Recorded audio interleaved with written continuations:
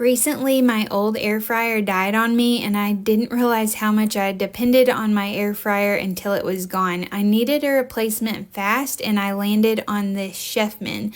And I can confidently say it has been an upgrade in all the right ways.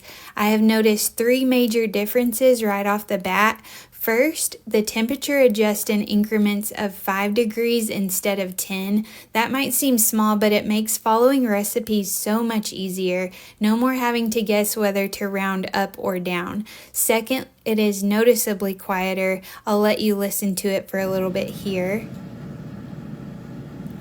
And third, the basket is surprisingly spacious without the whole unit taking over my counter. My last air fryer was so big, but I can fit just as much food in this one, and it feels way more compact and streamlined. So far, I have used this air fryer for everything from roasted veggies to reheating leftovers, making chicken nuggets for the kiddos.